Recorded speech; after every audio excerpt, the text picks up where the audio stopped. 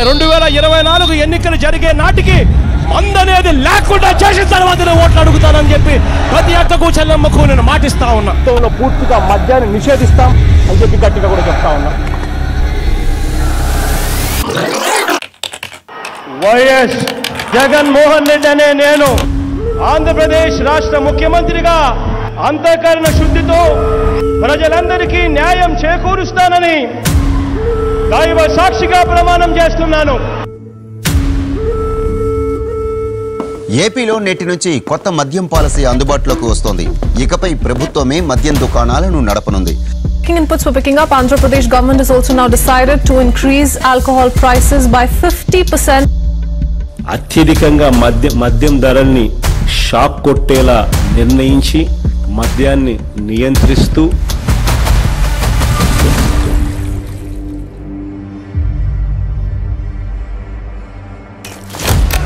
ముంబైని గడగడలాడించిన mafia డాన్లు Haji Mastan, Karim లాలా, దావూద్ ఇబ్రహీం ముఠాలు పారిశ్రామికవేత్తలను, వ్యాపారులను, ప్రముఖులను బెదిరించి సొమ్ములు దండుకునేవి.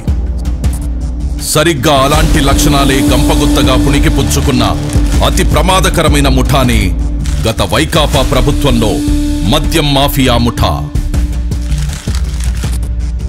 2019 ఎన్నికల మేనిఫెస్టోలో జగన్ సంపూర్ణ మద్యపాన నిషేధం చేస్తానని అక్కా చెల్లెమ్మలను మభ్యపెట్టి వాళ్ల ఓట్లు దండుకొని అధికారంలోకి వచ్చిన జగన్ ఇచ్చిన వాగ్దానాన్ని తుంగలో తొక్కి తమ వ్యక్తిగత స్వార్థం కోసం ఏకంగా రాష్ట్ర మద్యం పాలసీనే మార్చేశాడు. మద్యాన్ని నియంత్రించి కుటుంబాల్లో ఆనందాన్ని నింపే విధంగా కూడా మద్యాన్ని నియంత్రిస్తూ అక్క చెల్లెమ్మలకు తోడుగా ఉండే ప్రయత్నం చేస్తా ఉన్న ప్రభుత్వం కూడా మనదే అని చెప్పి. తాగి ఇట్లయింది, అంతా కల్తీ మందు తాగి ఇట్లయింది అని చెప్పినారు.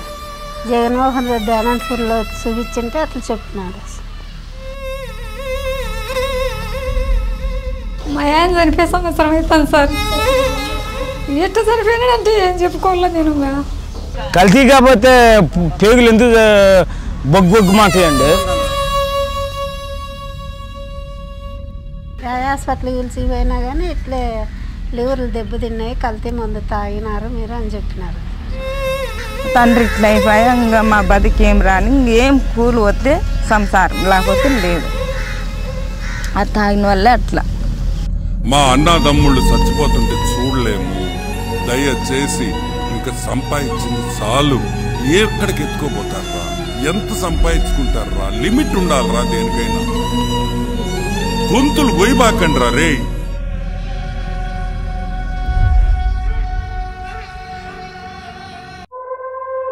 నీచమైన నాణ్యత లేని కల్తీ మద్యాన్ని జనానికి అమ్మి వాళ్ల ఆరోగ్యంతో చెలగాటమాడి వేల కోట్లు దోచుకున్నాడు.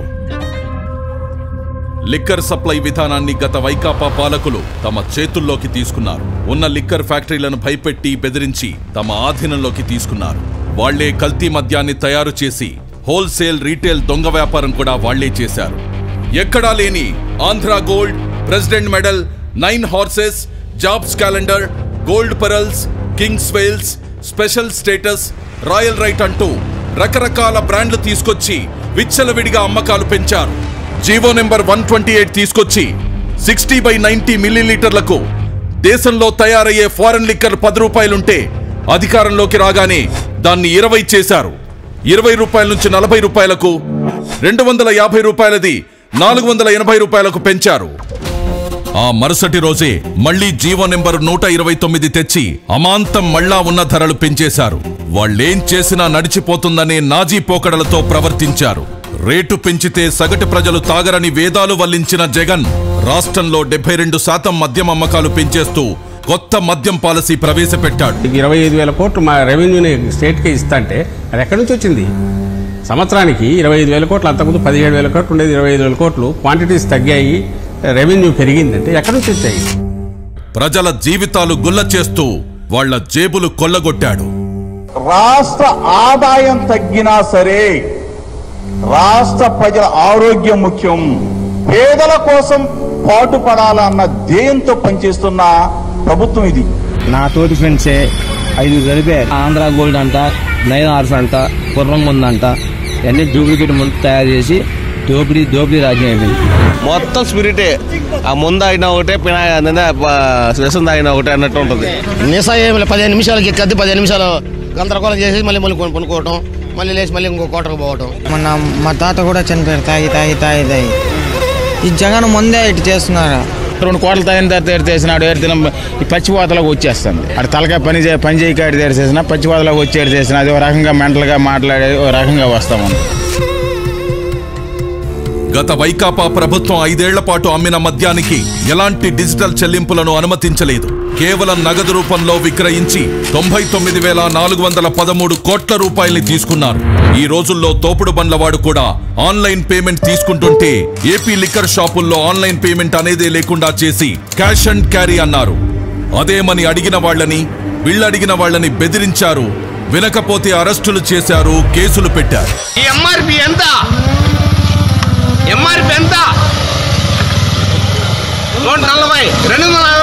నిన్నేంటండి నిన్న చిత్తూరు జిల్లాలో శ్రీ ప్రతాప్ మద్యం రేట్లు ఎట్లా పెట్టాడు ముఖ్యమంత్రి గారు, ఎందుకు ఇలా అందరూ ఉసురు పోసుకుంటున్నాడు ముఖ్యమంత్రి గారిని అంటే వాడిని ఇష్టం వచ్చినట్టుగా కొట్టి వాడిని అవమానించి వాడిని ఇచ్చేసి వాడిని కుటుంబాన్ని ఇచ్చి వెంటాడి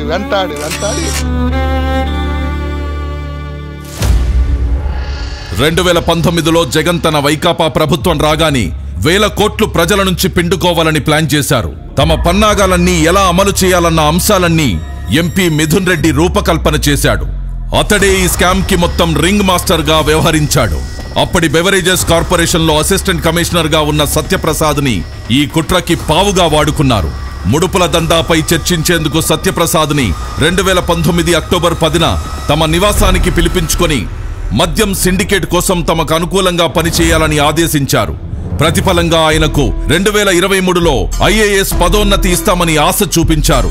దానికి లొంగిపోయిన సత్యప్రసాద్ రెండో మీటింగ్ కి గాను 13/10/2019న డిస్టిలరీస్ నుంచి నెలసరి ముడుపులు ఎలా వసూలు చేయాలి అన్న అంశాలపై కీలక చర్చ జరిగింది. మద్యం అమ్మకాల బేస్ ధరపై కనీసం 12% కమిషన్ వసూలు చేయాలని ఎంపీ మిథున్ రెడ్డి ప్రతిపాదించాడు. తన ప్లాన్ పక్కాగా అమలు చేసేందుకు సత్యప్రసాద్ వాసుదేవరెడ్డిలకు కొన్ని మార్గదర్శకాలిచ్చారు. మద్యం అమ్మకాలకు సంబంధించి 2019కి ముందు టీడీపీ ప్రభుత్వం అమలు చేసిన ఆటోమేటిక్ విధానం తీసేయాలని, ఆ స్థానంలో మాన్యువల్ కంపెనీ విధానం తీసుకురావాలని సూచించారు. 2019వ సంవత్సరం రెండో అర్ధభాగంలో డిస్టిలరీల యాజమాన్యాలతో హైదరాబాద్ పార్క్ హయత్ హోటల్లో మద్యం కుంభకోణం రూపకర్తల్లో ఎస్పీవై డిస్టిలరీస్ పూర్వ డైరెక్టర్ అయిన సజ్జల శ్రీధర్ రెడ్డి ఈ సమావేశాన్ని ఏర్పాటు చేశారు. తమ ప్లాన్ కు సహకరించకపోతే మద్యం సరఫరా ఆర్డర్లు ఇవ్వబోమని బెదిరించారు. వ్యాపారం కోల్పోతామన్న భయంతో డిస్టిలరీల యజమానులు మద్యం కనీస ధరపై 12% చొప్పున ముడుపులు చెల్లించేందుకు అంగీకరించారు. కానీ లిక్కర్ సిండికేట్ దాన్ని కొన్ని రోజుల్లోనే 20% పెంచేసింది. వసూలు చేసిన ముడుపులు మొదట మద్యం పాలసీ మార్చడంలోనూ కీలక పాత్ర వహించిన రాజ్ కేసిరెడ్డి కందేవి. వాటిని అతని నుండి మిథున్ రెడ్డి, భారతీ సిమెంట్ డైరెక్టర్ జగన్ సతీమణి భారతి తరపున ఆర్థిక వ్యవహారాలు చూసే గోవిందప్ప బాలాజీకి అందజేసేవారు. వారా సొమ్మును చివరగా అప్పటి సీఎం జగన్ కందజేసేవారు. ప్రతి నెల సగటున 50 నుండి 60 కోట్ల ముడుపులు జగన్ కందేవి.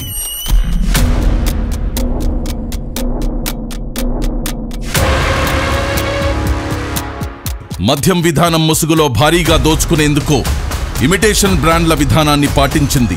జాతీయంగా అంతర్జాతీయంగా ప్రాచుర్యం పొందిన బ్రాండ్లనన్నిటినీ రాష్ట్రం నుండి తరిమేసిన ఈ ముఠా అచ్చం అవే పేర్లను తలపించేలా 1-2 అక్షరాలు పదాలు మార్చి పెద్ద ఎత్తున ఇమిటేషన్ బ్రాండ్లు తీసుకొచ్చింది.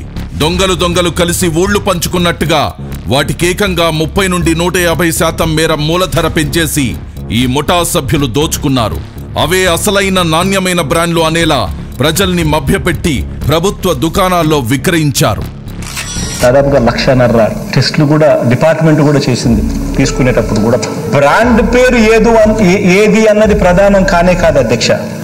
అక్కడ నుంచి ప్రోడక్ట్ వస్తా ఉందా లేదా అన్నదే ముఖ్యం. కానీ ఆ ప్రోడక్ట్కు పవర్ స్టార్ 99 పెడతాడా, లెజెండ్ 99,999 పెడతాడా, లేకపోతే బూమ్ అని పెడతాడా? నేను ఇదివరకు గవర్నమెంట్ వైన్ షాప్లో సేల్స్ మెన్గా చేశాను. ఇదివరకు గవర్నమెంట్ షాపు అంటే వాళ్ళు ఏది పంపించినా అది అమ్మాల్సిందే మేము ఖచ్చితంగా.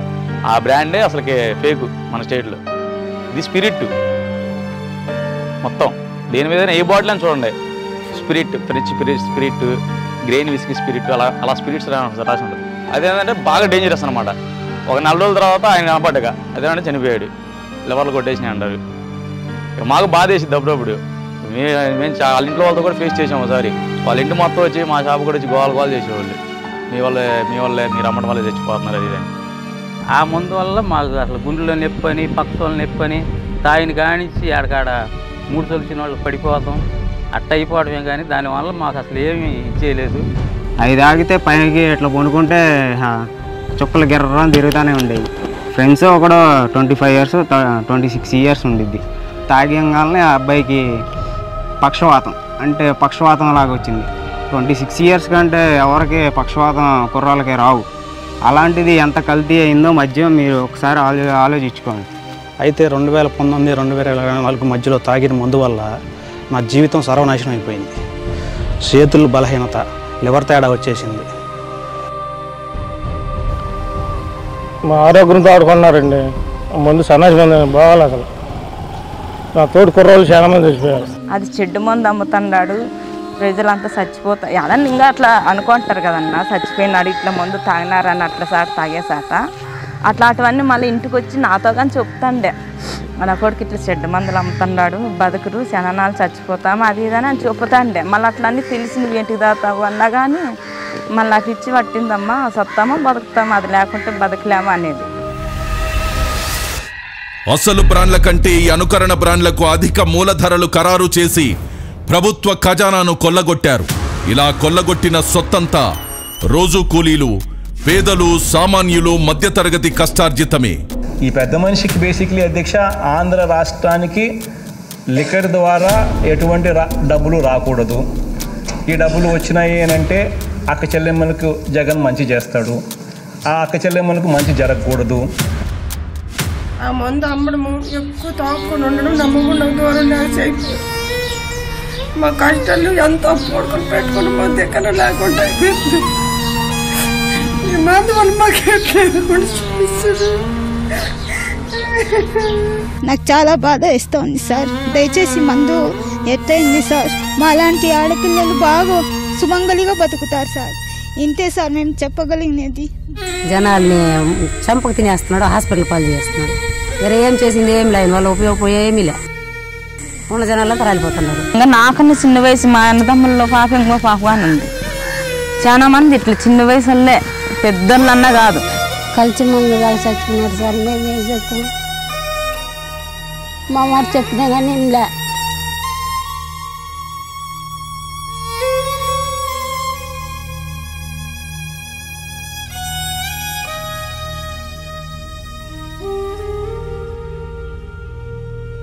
ఇక్కడెక్కడ ఒకడు చచ్చిపోయాడు, పార్క్లోనే బైపాస్ చచ్చిపోయాడు. ఒకడేమో సక్ఫోష్ కాడ చచ్చిపోయాడు. 3 చచ్చిపోయారండి. మందులో ప్రాబ్లం వల్ల చచ్చిపోయారండి. 3 రోజుల క్రితం అబ్బాయి తాగి నైట్ పనుకున్నాడు అనుకుంటా, ఒళ్ళు అలసిపోయిందని.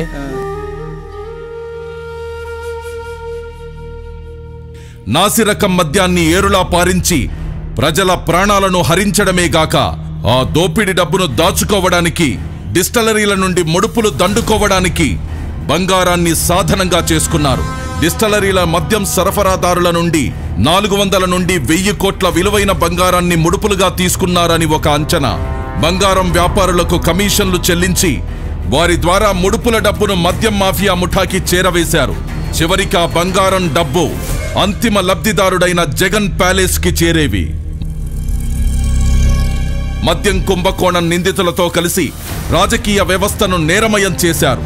మద్యం ముడుపుల సొమ్ముతో కొంత మొత్తాన్ని 200 నుండి 300 కోట్లను గత సార్వత్రిక ఎన్నికల్లో ఖర్చుల కోసం వైకాపా అభ్యర్థులకు పంపిణీ చేశారు.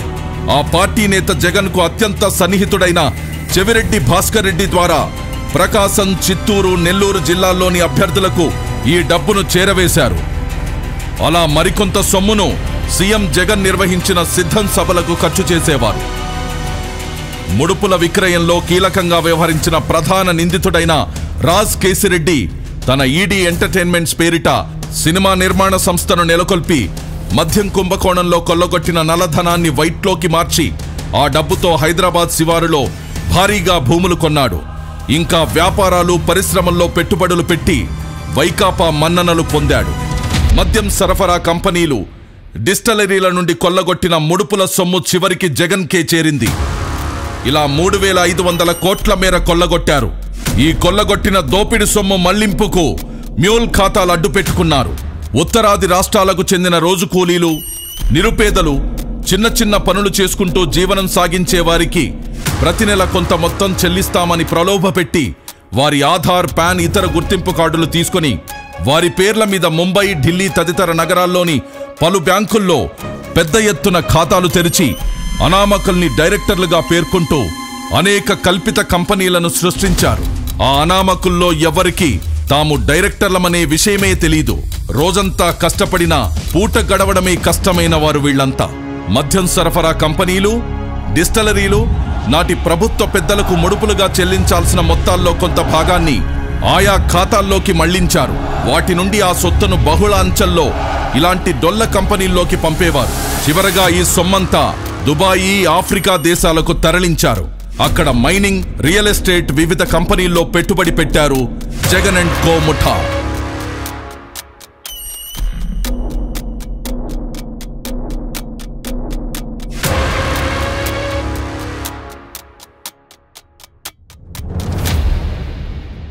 నరాలు నిర్వీర్యమై జనం వణికిపోని, కలుషితం తాగి కాలేయం కుళ్ళిపోని, మూత్రపిండాలు మలినమై కృంగిపోని, జవసత్వాలిడిగి కడకు మనిషే మట్టిలో కలిసిపోని. వాళ్లకేమక్కర్లేదు, జనమేమైపోయినా చింతలేదు. ఆ ముఠాకి ముడుపులు కావాలి, కమిషన్లతో సొంత ఖజానా నిండాలి, ప్యాలెస్లు కళకళలాడుతుండాలి. వాళ్ళు ఎవరు బయట తిరగడానికి అర్హులు కాదు. లక్షల కోట్లు మా నుంచి దోసుకొని లక్షల కోట్లు అప్పు చేసి ఎవరైతే స్కామ్ చేశారో వాళ్ళందరికీ శిక్ష పడాలి. మిగతా వాళ్ళ మందు వల్ల నష్టపోయిన వాళ్ళ జీవితాలందరికీ సుఖాలు, సంతోషాలు కలగాలని కోరుకుంటున్నానండి.